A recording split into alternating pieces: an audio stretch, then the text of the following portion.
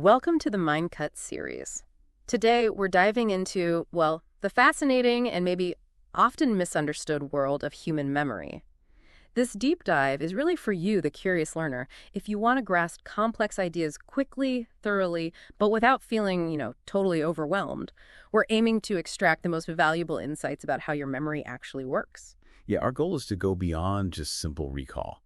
We want to explore the really fundamental role memory plays in our lives. We'll be drawing from various perspectives on memory, trying to understand not just what it is, but why it's so important and how we can maybe interact with it more effectively. And we want to tackle some pretty crucial questions along the way. Exactly. We've got material that gets right to the heart of memory, we're asking. Why is memory so much more than just remembering what happened, And what's the deal with this difference between our experiencing self and our remembering self? What's the significance there? What factors really determine what we remember versus what we just forget? And how does memory connect so deeply with learning, with our emotions, even how we perceive time? And finally, are there maybe some common ideas about memory, some myths that we really need to rethink? Okay, let's get into it. Why is memory so vital? It's a really common misconception, isn't it, that memory is mostly about looking back, retrieving old facts, past events. But what's fascinating, what the research really shows, is that memory is absolutely essential for understanding our present, right now. It gives us our context, both spatially and temporally. Helps us make sense of where we are and, when we are. Okay, so it's not just a dusty old archive. Not at all.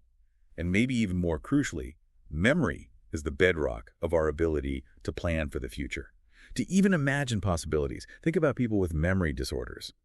Their biggest challenge isn't just forgetting past things in isolation. It's that their inability to access and use those past experiences makes navigating everyday life incredibly difficult. Right. Can you give an example of that, how it plays out? Sure. Think about really basic daily stuff. If you can't remember if you've just eaten, well, you might eat again too soon, right? Or if you don't recall a conversation you just had, you might find yourself repeating things over and over. And on a deeper level, without that sort of coherent story of your personal past, it becomes extremely hard to anticipate, to plan for what's next. These challenges, they stem not just from forgetting an event, but because that missing memory undermines your ability to use the past to deal with the present and the future effectively. Wow. That really does reframe things. Okay, let's talk about this idea you mentioned, the experiencing self versus the remembering self. What's the core difference there? This is such a critical distinction. Our experiencing self is the one living in the moment, constantly taking in this just massive amount of sensory information every second. But the remembering self, that's the one constructing our life story, reflecting on the past, it only holds onto a tiny, tiny sliver of that constant stream. The vast majority of what we actually experience just gets filtered out, forgotten. That's kind of humbling, isn't it, when you think about how much just slips away? It really is, and it has huge implications. Do you ever think about how we make decisions for the future, like, say, planning a vacation? We base those choices on memories of past vacations, right? Yeah. Where we went, what we liked. Sure. But those memories are inherently incomplete. They're just selected highlights, fragments of the actual experience. So our decisions about what might make us happy next time are often based on this limited, maybe even biased, set of recollections. The key thing is that highlight reel our brain creates. That's what dictates our future choices, even if the real experience was much more, mixed. That's crucial for how we think about our past. Daniel Kahneman, the Nobel laureate, he had some interesting things to say about this disconnect, didn't he? He absolutely did. Kahneman saw this difference between the experiencing and remembering selves as, somewhat irrational. He pointed out that while our experiencing self lives through this continuous flow of moments, sensations, details, our remembering self cherry picks just a few key moments, usually the peaks, the end. Yet it's this remembering self that largely shapes our overall feeling of well-being and drives our future decisions. It almost sounds like two different people living inside us. So what about the other extreme? People with highly superior autobiographical memory, HSM. They seem to remember almost everything. HSM. It's fascinating. These individuals have this extraordinary ability to recall really specific details from their past, often going back years, decades even. And you might think, wow, what an amazing gift. But many people with HSM actually describe it as quite burdensome. They can get overwhelmed by this constant flood of memories, trivial stuff, negative stuff that they just can't easily filter out. Oh, interesting. It really highlights that remembering absolutely everything isn't necessarily the ideal state. So maybe our brain's ability to forget is actually a feature, not a bug, like it's helpful. Exactly. Think back to that vacation analogy. You wouldn't pack every single thing you own, would you? No way. You try to guess what you'll need for a good trip. Memory seems to work similarly. Over, evolutionary time, our brains have gotten really efficient at prioritizing information that's likely to be useful for future survival. And what kind of information gets that VIP treatment? Generally, things that were significant in some way, stuff that grabbed our attention because it was new or unexpected, surprises, and experiences that triggered a strong emotional response, good or bad. Those tend to get encoded more strongly. It's less about remembering every word someone said, and more about the core message, the most salient, impactful details. Which brings us back to these super rememberers, the HSM folks. What do we know about what might be different in their brains? Well, interestingly, the science on the specific brain differences is still pretty early stage. Some research suggests maybe subtle structural or functional differences in areas like the stratum that's a deeper brain region involved in memory and other things. But the differences seem relatively minor, actually. That is surprising. You'd expect something more dramatic. You would, wouldn't you?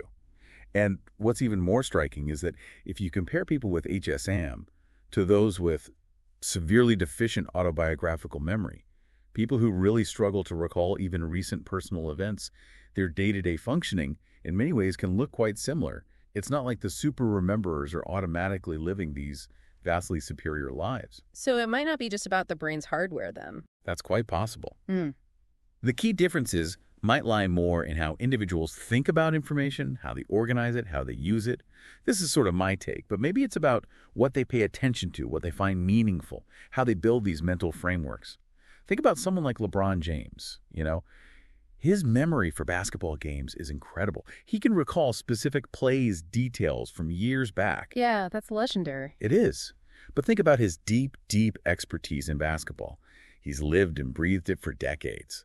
So what looks like a random jumble of moves to us is actually a set of highly recognizable patterns to him. He's not necessarily remembering more raw data. He's remembering better because his understanding lets him encode and retrieve the important stuff efficiently. He can even anticipate what's coming next. Remembering better, not more. I like that. So for the rest of us, how does memory encoding typically work when we encounter something new? Often, it happens more spontaneously than we might think. We don't seem to meticulously record every single second with equal fidelity. Instead, it looks like our brains create these richer, more detailed snapshots during moments that are maybe novel or surprising or particularly significant for us, maybe when we hit a big goal or feel a strong emotion. Like our own internal highlight reel being created on the fly. Kind of, yeah. And then when we try to recall something, it's not like hitting play on a video recorder. Memory retrieval is an active process. It's reconstruction. We gather these fragments, these snapshots, and then our brain weaves them together into a coherent story, a narrative of what happened. So every time we remember something, we're kind of reinterpreting it, rebuilding it. To some extent, yes. Think of it like an archaeologist finding shards of pottery and carefully piecing them together to figure out what the original pot looked like. We're using these fragments of past experience to construct our current memory. We're never truly reliving the past exactly as it happened. That's a powerful image. So what determines which fragments stick around and which ones fade? What predicts whether we'll actually remember something? There are several really key factors involved. I find it useful to think about them using the acronym MEDIC. MEDIC. MEDIC. Okay, intriguing. What does each letter stand for? Okay, so M is for meaning. Just like we saw with LeBron, our existing knowledge, our frameworks, help us slot in new information. If you're a soccer expert, new player stats just make sense. They fit into what you already know. It creates anchors. Mnemonic devices also work on this principle, creating meaningful links. Makes sense. Existing knowledge helps new stuff stick. What's E in MEDIC? E is for error. This one feels a bit backwards, but struggling to retrieve something and then getting feedback on whether you were right or wrong actually stabilizes and strengthens that memory. It's like your brain works harder to repair and solidify the memory trace during that effortful retrieval. Brain scans even show more activity in the hippocampus, that key memory hub, during these moments of retrieval and repair. Wow. So struggling to remember is actually good for the memory in the long run. Absolutely. Think about finding your way in a new city. You learn the layout much better if you navigate yourself, maybe get a bit lost, make corrections, rather than just passively being driven around, right? Right. Those errors force your brain to build a better mental map. Same if you're learning lines, rehearsing from memory, stumbling, correcting is way better than just reading the script over and over. Okay, error is good. Got it. What's the D? D is for distinctiveness. Our memories compete with each other. It's not like neat computer files. Our brain uses overlapping networks. So if an experience is really distinctive, if it stands out from other similar things, it's less likely to get muddled or forgotten. How does that play out day to day? Well, think about taking tons of photos at, say, an Instagram wall or a concert. Often, you're not really in the moment, not noticing unique details because you're focused on the photo. The memory itself becomes less distinctive, less memorable, ironically. You get the photos maybe, but a weaker personal memory. But if you use your camera intentionally to capture something genuinely unique about that place or moment, something that will make it stand out in your mind, then taking the photo can actually help create a more distinct memory. Interesting distinction. Okay, MED. Next is I? I is for importance. But importantly, not necessarily what you consciously think is important. It's more about what your brain, from an evolutionary standpoint, flags as significant for survival or well-being. These tend to be emotionally evocative events, arousing events, new places, surprises, things that scare us, things we really desire.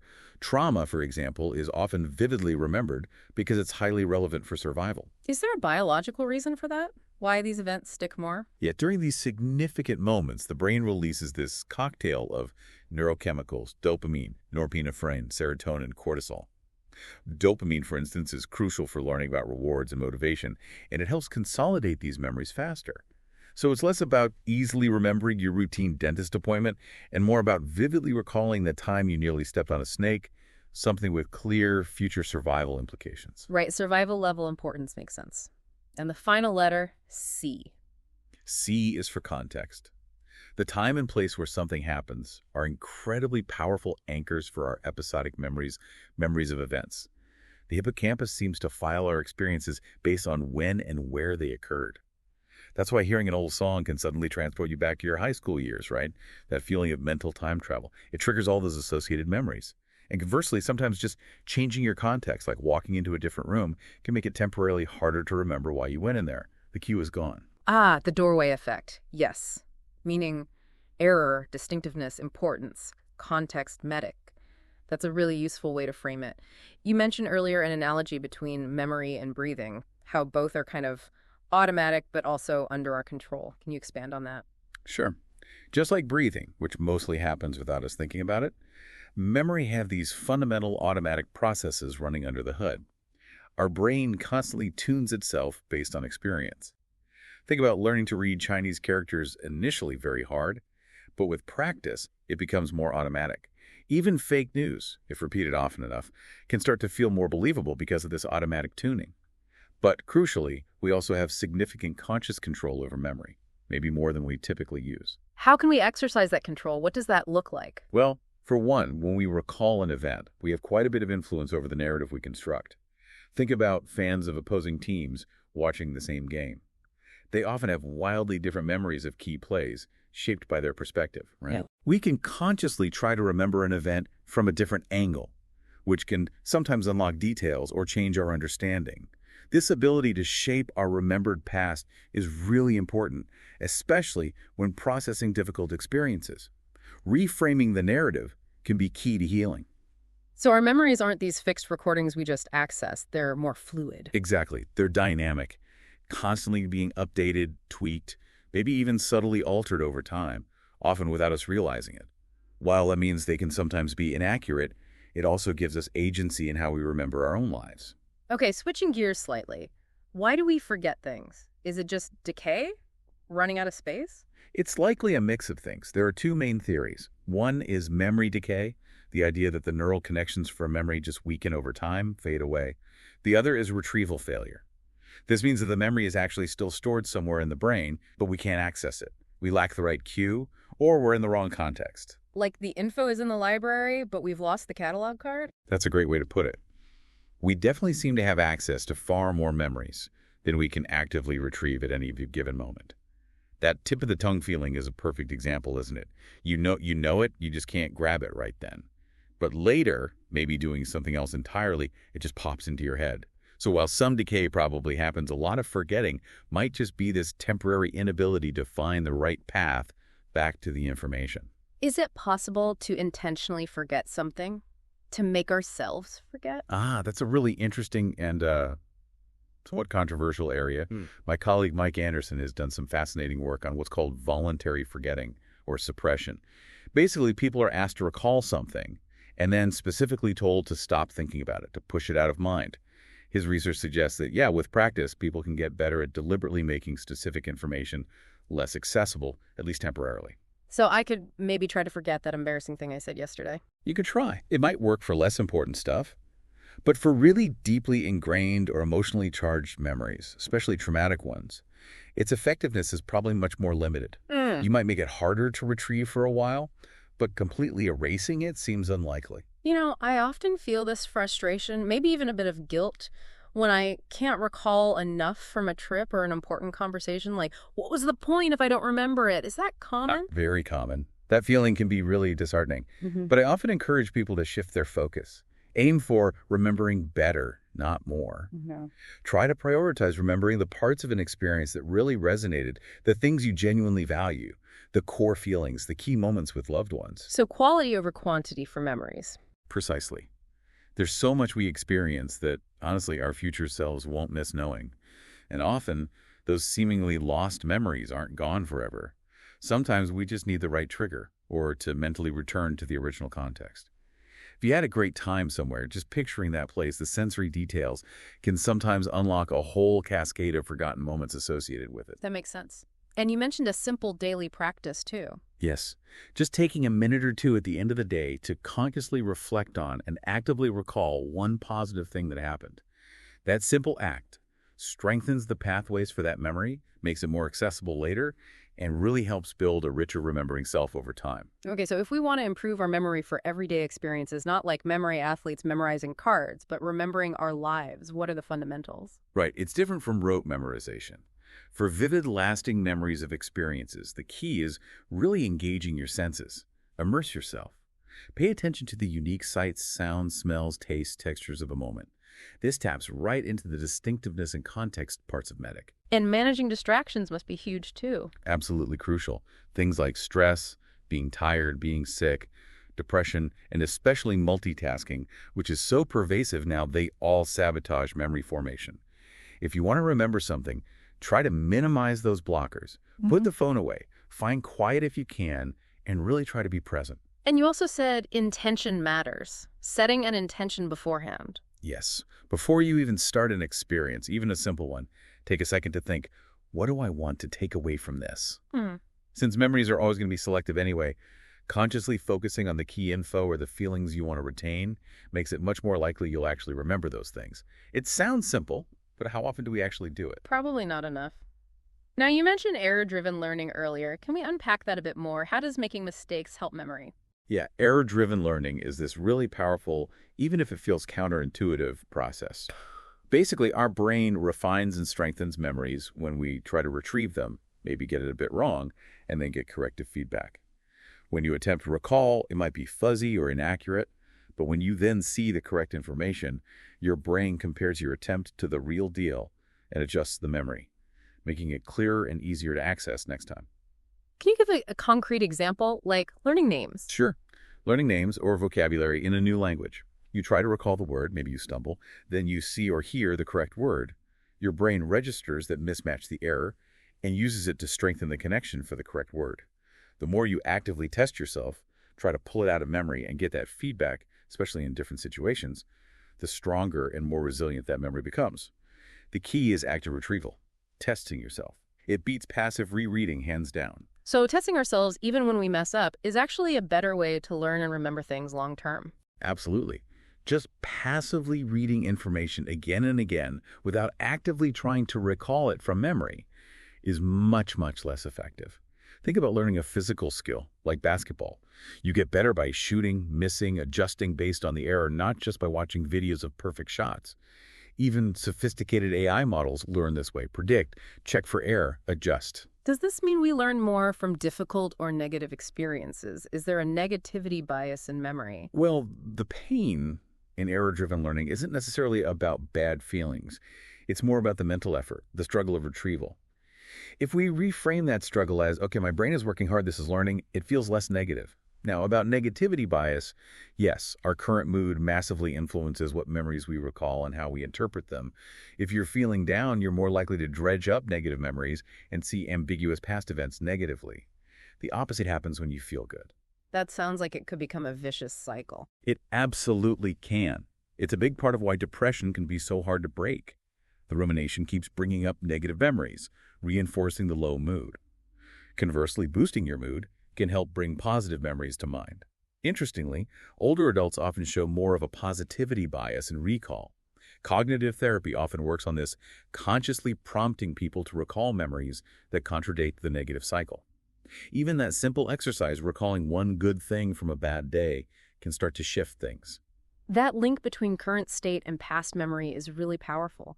So, thinking about creating good memories, how can we experience things in a way that makes them stick for the right reasons? It seems to be a mix of what you could call top-down and bottom-up approaches. Bottom-up is about seeking out good experiences, novel, meaningful, enriching things. Top-down is about how you engage during the experience, cultivating intentional presence, maybe reframing your perspective as things unfold, really letting it sink in. These really need to work together. You can think of memory as maybe a helpful co-pilot. It gives guidance, insights from the past, but it shouldn't be the one steering the car in the present moment. How do we engage that co-pilot effectively then? One powerful thing is to regularly ask yourself, maybe at the start of a day or week, what do I want to remember from this? That conscious intention can really guide where you put your attention in the present, helping you focus on the aspects you'll likely value remembering later. It's about being proactive, investing your mental energy wisely. But there's a balance, right? You don't want to be so busy trying to remember that you forget to actually enjoy the thing itself. Exactly. That's the paradox. Oliver Berkman talks about getting so anxious about capturing the memory that you actually fail to be present and experience it fully. Instead of pressuring yourself to encode perfectly, maybe try proactive immersion.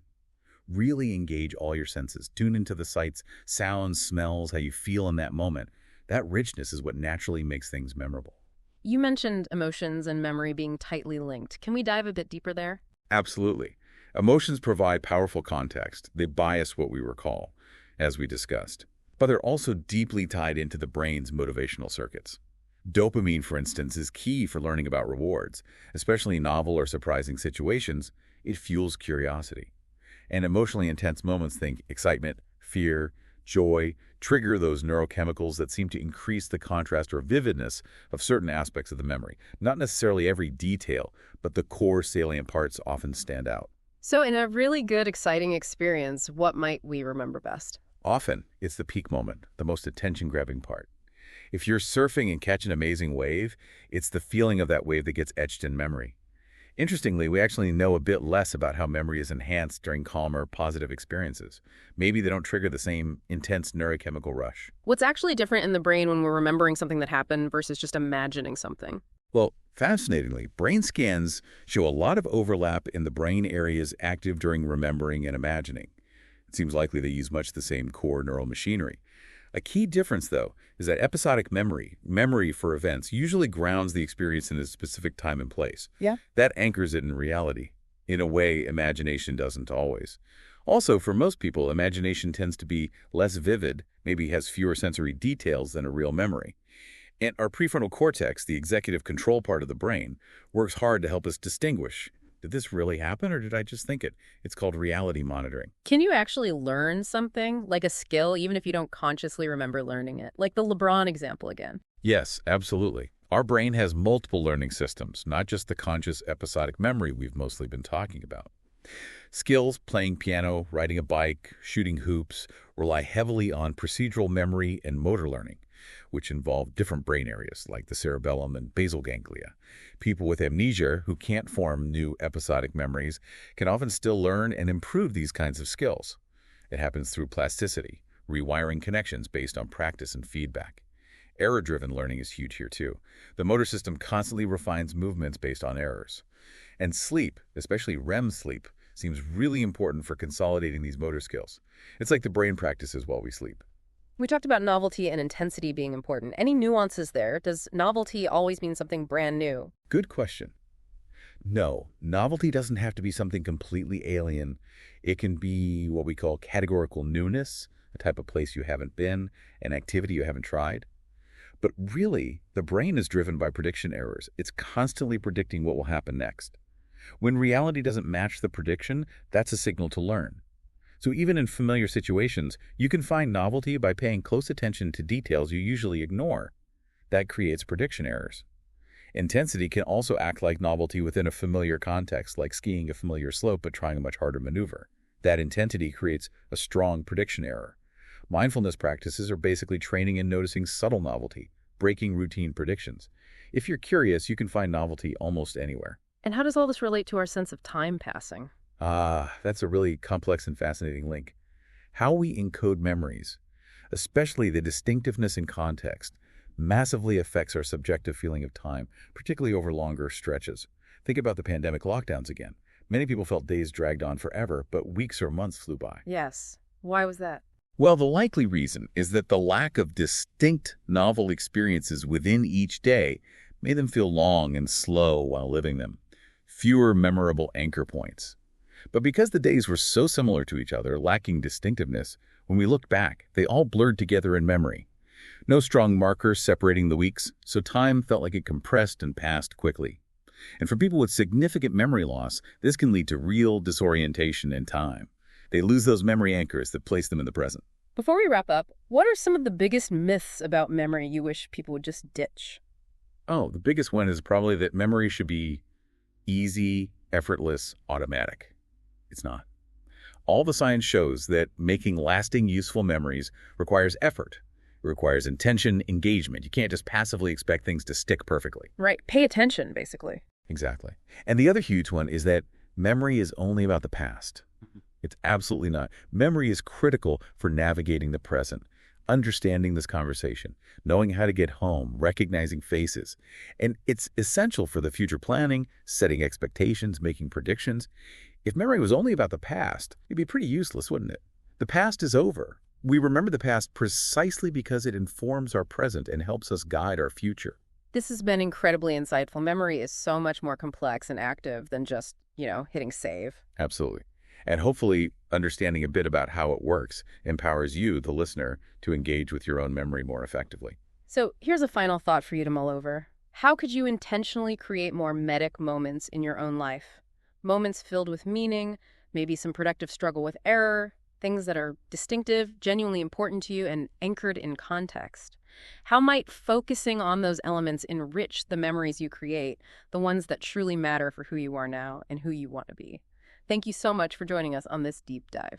It's been a real pleasure. If you want to explore more from our expert today, you can find information online at charanath.com. That's CH-ARANATH.com.